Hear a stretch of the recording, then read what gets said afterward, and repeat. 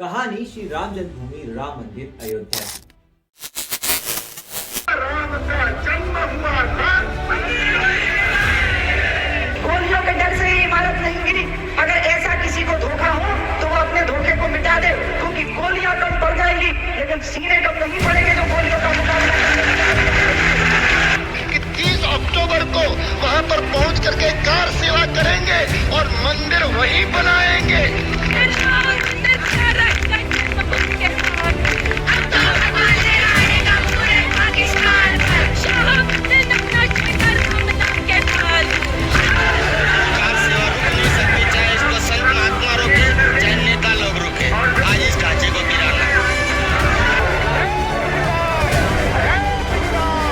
कहा है कि ये साबित होता है कि बाबरी मस्जिद खाली जमीन पर नहीं बनी थी।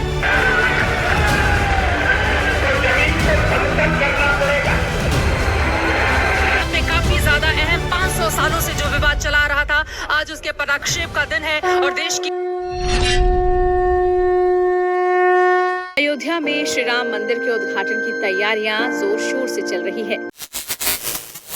ये तारीख थी 9 नवंबर 2019, जब देश की सर्वोच्च न्यायालय यानी सुप्रीम कोर्ट 133 साल चला आ रहा मंदिर मस्जिद विवाद यानी राम जन्मभूमि और बाबरी मस्जिद का अपना अंतिम फैसला सुनाने जा रही थी। इस फैसले का इंतजार पूरा देश इस वक्त कर रहा है। वो फैसला इसी देश की सर्वोच्च अदालत की ओर से सुनाया जा रहा है। 14 मिनट का और इंतजार। 500 सालों का संघर्ष, न जाने कितने आंदोलन और 130 साल की लंबी कानूनी कार्रवाई के बाद इस विवाद का अंतिम फैसला आने वाला था। अब तो 10 मिनट से भी कम समय रह गया है। 9 मिनट 35 सेकंड के आसपास का वक्त बचा है जब ये बड़ा फैसला आना है। उस दिन टीवी के सामने पूरा हिंदुस्तान था सिर्फ ये जानने के लिए कि आखिर सुप्रीम कोर्ट क्या फैसला लेगी। और सुबह 10:30 बजे सुप्रीम कोर्ट ने अपना इस मामले में फैसला पढ़ना शुरू किया और फैसला आया राम मंदिर के पक्ष में। यानी अयोध्या में अब भगवान श्री राम का एक भव्य मंदिर बनने वाला था। उस दिन हिंदुस्तान के ज्यादातर घरों में दिवाली जैसा माहौल था, क्योंकि राम लल्ला अब टेंट से निकल के उनके भव्य मंदिर में विराजमान होने वाले थे।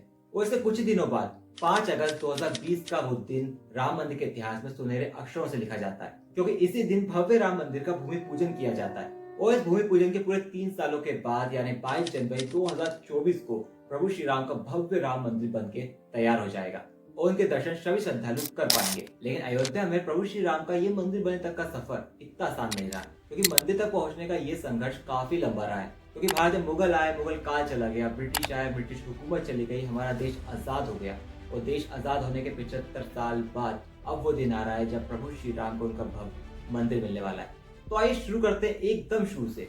आखिर क्या है राम जन्मभूमि और बाबरी मस्जिद का विवाद जो 500 वर्षों से चला आ रहा था। भगवान श्री राम, एक ऐसा नाम जो करोड़ों हिंदुओं के दिलों में बसता है, और उनकी वो अयोध्या नगरी जिसके बारे में कहा जाता है कि उनके समय अयोध्या नगरी किसी स्वर्ग से कम नहीं थी। जैसा मैंने आपको बताया कि भगवान राम के समय अयोध्या नगरी काफी सुंदर हुआ करती थी। यहाँ पे सुख सुविधाएं थी, हर इंसान खुश था। सीधे तौर पे कहा जाए तो अयोध्या में राम राज था।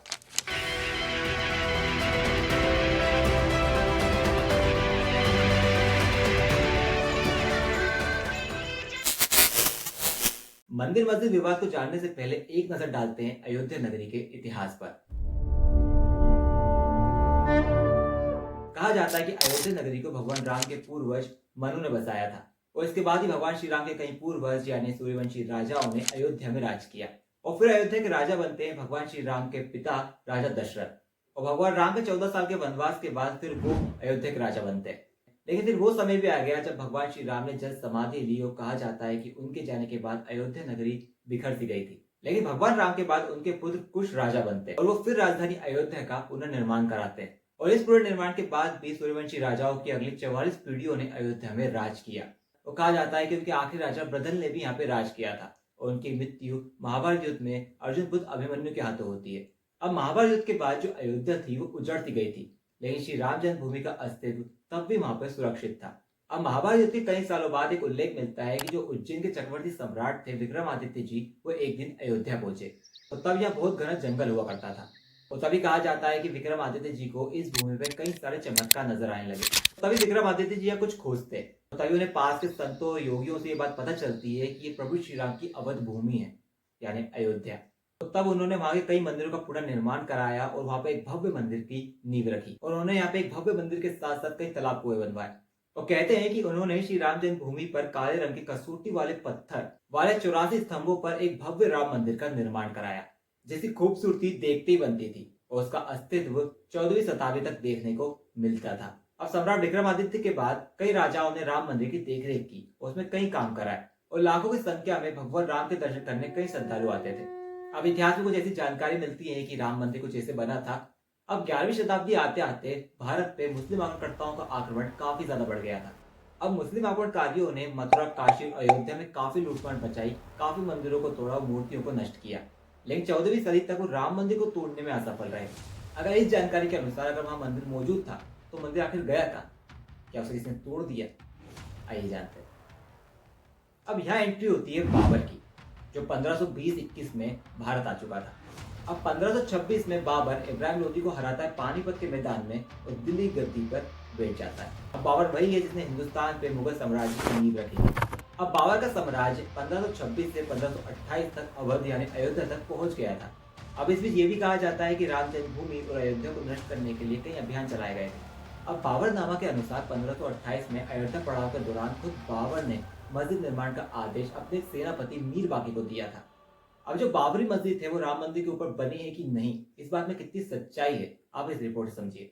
अयोध्या मामले में अपना फैसला सुनाते हुए सुप्रीम कोर्ट ने यह कहा है कि यह साबित होता है कि बाबरी मस्जिद खाली जमीन पर नहीं बनी थी, साथ ही ढांचे के नीचे गैर इस्लामिक ढांचे होने के सबूत भी मिले हैं। अब बाबर के बाद बाबर की कई पीढ़ियों ने दिल्ली की गद्दी संभाली और समय बीतता गया और जो बाबरी मस्जिद थी वो वहीं पर बनी रही और समय के साथ साथ भारत से मुगल काल समाप्त हो चुका था। अब ये साल था 1853 और इसी साल पहली बार अयोध्या में मंदिर मस्जिद को लेकर दंगे होते।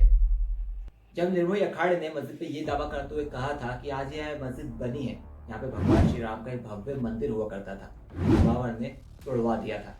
अब आने वाले 2 सालों में अयोध्या में मंदिर मस्जिद विवाद को लेकर काफी हिंसा बढ़ चुकी थी। अब इस समय भारत में ब्रिटिश रूल था, ब्रिटिश यहाँ पे राज कर रहे थे, तो उन्होंने क्या किया ना, हिंदू मुस्लिम झगड़ों को देखते हुए इस विवादित जगहों को दोनों हिस्सों में बांट दिया, दोनों पक्षों में आधा बांट दिया। ब्रिटिशों ने बीच में तारफेसिंग कर दी, जो मस्जिद के अंदर का हिस्सा था वो मुसलमानों को दिया गया और मस्जिद के बाहर का हिस्सा था वो हिंदुओं को दिया गया पूजा पाठ करने के लिए।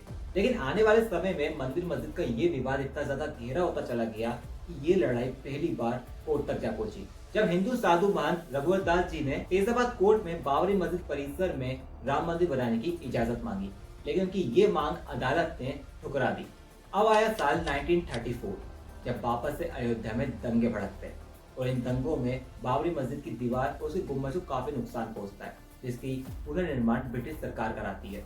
अब 1949 में सरकार ने क्या किया ना, हिंदू मुस्लिम विवाद को देखते हुए इस जगह को विवादित घोषित कर दिया और यहाँ पर ताले लगवा दिए। अब इसके पूरे 10 सालों के बाद 1959 में सुन्नी वक्फ बोर्ड और निर्मोही अखाड़ा सामने आता है, जब निर्मोही अखाड़े ने विवादित स्थल के हस्तांतरण के लिए एक मुकदमा दर्ज करा दिया और वही सुन्नी वक्फ बोर्ड ने बाबरी मस्जिद पे अपने मालिकाना हक के लिए एक मुकदमा अपने साइड से दर्ज करा दिया। 1984 में विश्व हिंदू परिषद के नेतृत्व में हिंदुओं ने भगवान राम के जन्म स्थल था उसे मुक्त कराने और भगवान राम का भव्य मंदिर बनाने के लिए एक समिति का गठन किया। अब उस समय गोरखपुर के गोरखनाथ धाम के महंत अवेद्यनाथ जी थे, तो उन्होंने राम जन्मभूमि मुक्ति यज्ञ एक समिति बनाई और उन्होंने अपने शिष्यों और लोगों से यही कहा कि उसी पार्टी को वोट देना जो हिंदुओं के पवित्र स्थलों को मुक्त कराए। और आपको बता दूं कि बाद में इसका नेतृत्व भाजपा नेता लाल कृष्ण आडवाणी ने किया था। अब जून 1989 में भारतीय जनता पार्टी ने ना विश्व हिंदू परिषद को इस मामले में औपचारिक समर्थन दे दिया और फिर इसी साल नवंबर में बाबरी मस्जिद से थोड़ी दूर पर उन्होंने राम मंदिर का शिलान्यास किया। अब लाल कृष्ण आडवाणी अचानक से ये घोषणा करते हैं कि 25 दिसंबर 1990 से सोमनाथ से राम रथ यात्रा शुरू करेंगे, जो अयोध्या में जाके खत्म होगी। और आपको पता ना हो तो मैं आपको बता दूं कि इस रथ यात्रा की पूरी मैनेजमेंट नरेंद्र मोदी ने संभाली थी। अब ये रथ यात्रा इसलिए निकाली जा रही थी कि करोड़ों हिंदुओं को राम मंदिर के इस महत्वपूर्ण मुद्दे से अवगत कराया जा सके, और बिल्कुल ऐसा ही हुआ। हजारों लाखों की संख्या में कार सेवक इस रथ यात्रा से जुड़ने लगे। अब लाल कृष्ण आडवाणी की ये यात्रा था, जिस भी राज्य में जाती, जिस भी शहर में जाती, वहां से हजारों की संख्या में कार सेवक इस यात्रा में जुड़ने लग जाते। अब इस यात्रा से थोड़े परेशान हो सकते थे मुलायम सिंह यादव, क्योंकि उस समय उत्तर प्रदेश के सीएम मुलायम सिंह यादव थे और एंड में ये यात्रा अयोध्या ही जाएंगी। अब मुलायम सिंह यादव अपनी कई रैलियों में दावा कर चुके थे कि अयोध्या में एक परिंदा भी घुस नहीं पाएगा। अब मुलायम सिंह यादव का यह प्लान था कि जैसी यह यात्रा उत्तर प्रदेश में एंटर होगी तो वो लाल कृष्ण आडवाणी को गिरफ्तार करा लेंगे, लेकिन उससे पहले ही जैसे ही एंटर हुई तो वहां के सीएम लालू प्रसाद यादव ने लाल कृष्ण आडवाणी को गिरफ्तार करा लिया, जिसके बाद यात्रा तो रुक गई, लेकिन कार सेवक अयोध्या पहुंचने लगे। राम मंदिर तैयार होना ही चाहिए ना, सोच क्या है मंदिर बनाना है।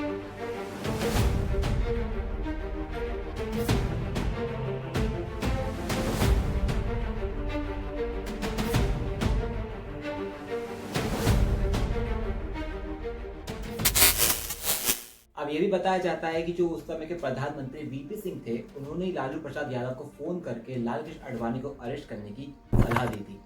और आगे बात जाएंगे तो तब हैरान होंगे कि उन्हीं वीपी सिंह की सरकार को बीजेपी का समर्थन था। दरअसल 1989 के चुनाव में बीजेपी ने 80 से ज्यादा सीटें जीती थी, जिसके दम पे वीपी सिंह की सरकार खड़ी हुई थी। अब बीजेपी ने इस चुनाव में राम मंदिर के मुद्दे को जम के उठाया और उसके हाथों 80 से ज्यादा सीटें लगी और बीजेपी की इन सीटों के साथ वीपी सिंह ने अपनी सरकार खड़ी करी। अब लाल कृष्ण आडवाणी की गिरफ्तारी के बाद वीपी सिंह से बीजेपी काफी नाराज थी और उन्होंने उनसे अपना समर्थन वापस ले लिया। तो 7 नवंबर को वीपी सिंह की सरकार भी गिर गई। अब रथ यात्रा यहाँ से रुकी थी, वहां से शुरू करते हैं। यात्रा तो रुक चुकी थी, लाल कृष्ण आडवाणी भी अरेस्ट हो चुके थे, लेकिन जो कार सेवक थे वो अयोध्या पहुंच रहे थे। इन कार सेवकों को रोकने के लिए मुलायम सिंह ने बड़ी संख्या में पुलिस बल अयोध्या में लगाया था, लेकिन 30 अक्टूबर को कार सेवक अचानक से अयोध्या में बड़ी संख्या में बढ़ने लगे। काफी बड़ी संख्या में पुलिस बल वहां पर मौजूद था, लेकिन उनसे ज्यादा संख्या में वहां पर कार सेवक थे। नारेबाजी शुरू हो गई, पुलिस पीछे हटने लगी। पुलिस बल पूरी तरीके से हैरान था कि इतनी बड़ी संख्या में कार सेवक अयोध्या पहुंचे, तो पहुंचे कैसे? क्योंकि इनमें सिर्फ कार सेवक ही नहीं बल्कि विश्व हिंदू परिषद, बजरंग दल और भाजपा के कई नेता भी शामिल थे जो अयोध्या पहुंच चुके थे। और बड़ी भीड़ को देखते हुए पुलिस बल ने वहां पर लाठी चार्ज कर दिया। इसके बाद कई लोगों की चोटिल होने की, भगदड़ के कारण मरने की खबर भी सामने आई। वहीं दूसरी तरफ दंगे भड़क गए। 30 से ज्यादा शहरों में कर्फ्यू जैसा माहौल हो चुका था। 2 नवंबर का वो दिन जिस दिन अयोध्या कार सेवकों के खून से लाल हो जाती है। दरअसल उस दिन कार सेवक एक बार फिर से विवादित जगह की ओर बढ़ते हैं और इस बार सीएम मुलायम सिंह ने कार सेवकों पर गोली चलाने का आदेश दे दिया। गोलीबारी में कई लोगों को चोट लगी, कई लोग घायल हुए और कई लोगों की मौत हो चुकी थी। अयोध्या कार सेवकों के खून से लाल हो चुकी थी। और इससे कुछ महीनों बाद साल बदला। जून 1991 में उत्तर प्रदेश में चुनाव हुए और उन चुनाव में उत्तर प्रदेश में मुलायम सिंह की सपा सरकार हार गई और भारतीय जनता पार्टी ने उत्तर प्रदेश में अपनी सरकार बनाई।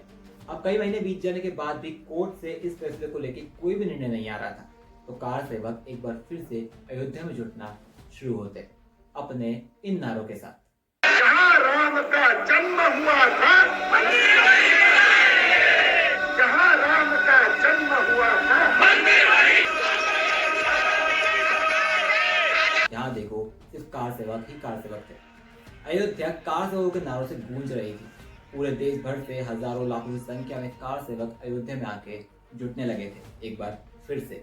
6 दिसंबर 1992 का वो दिन जब अयोध्या में 2 लाख से ज्यादा कार सेवक मौजूद थे और बीजेपी ने भी विश्व हिंदू परिषद की कार सेवा में शामिल होने का फैसला किया था। लाल कृष्ण आडवाणी, मुरली मनोहर जोशी जैसे कई बड़े नेता अयोध्या पहुंचे। यहाँ तक कि उमा भारती, साध्वी, निर्मला भी अयोध्या पहुंची और 6 दिसंबर की वो सुबह कार सेवकों का हुजूम विवादित जगह तक भी पहुंच गया।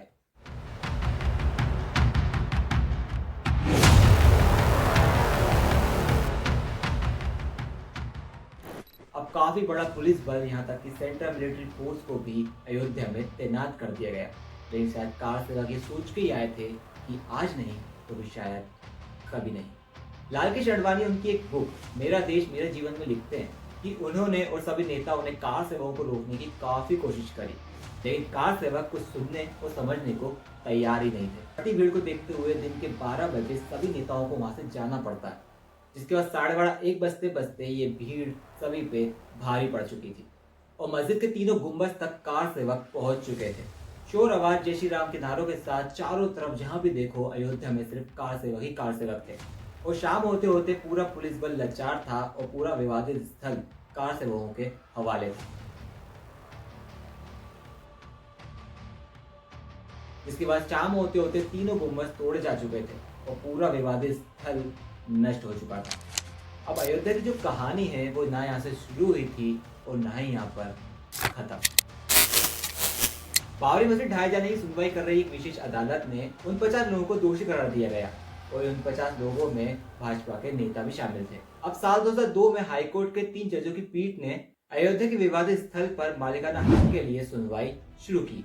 अब यहाँ पर ना हाईकोर्ट पुरातत्व विभाग को जहाँ पर मस्जिद थी वहाँ पर जांच के आदेश देता है। तो जहाँ मस्जिद थी उसी मस्जिद के नीचे से पुरातत्व विभाग को मंदिर से मिलते जुलते कई अवशेष प्राप्त होते।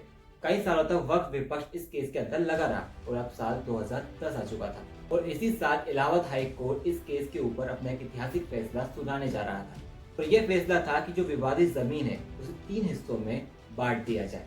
हिस्सा जाए हिंदू पक्ष के लिए यानी राम मंदिर के लिए, दूसरा सुन्नी वक्फ को जाए जो मुस्लिम पक्ष है, तीसरा निर्मोही अखाड़े को मिले। इस फैसले से ज्यादातर लोग खुश नहीं थे और फिर 9 मई 2011 का वो दिन जिस दिन सुप्रीम कोर्ट ने भी इलाहाबाद हाई कोर्ट के इस फैसले पर अपनी रोक लगा दी, जिसके बाद सुप्रीम कोर्ट में भी इस विवाद को लेकर काफी लंबी चौड़ी बहस चली। साल पे साल बीतते गए और एक लंबे इंतजार के बाद एक सुबह वो भी आई। ये दिन था 9 नवंबर 2019 का, कि सुप्रीम कोर्ट इस फैसले पर अपना अंतिम और ऐतिहासिक फैसला सुनाने जा रही थी। अब अयोध्या में राम मंदिर बनेगा या मस्जिद, सुप्रीम कोर्ट का फैसला क्या आएगा, इसका इंतजार पूरा देश कर रहा था।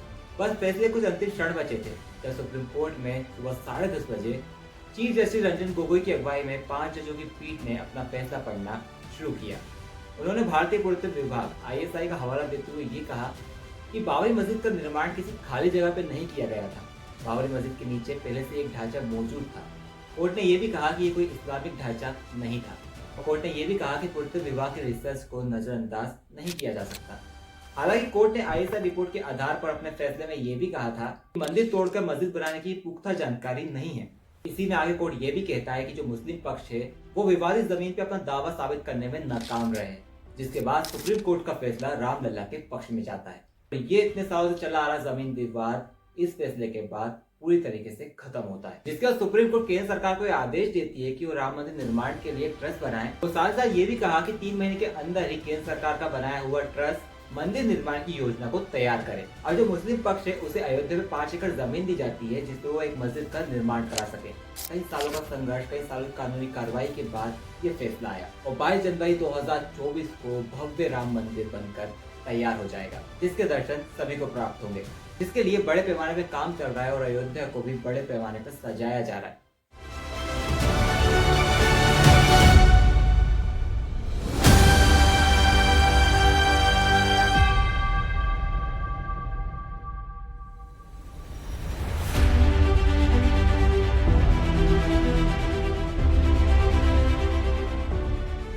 तो ये कहानी थी राम जन्मभूमि और बाबरी मस्जिद की।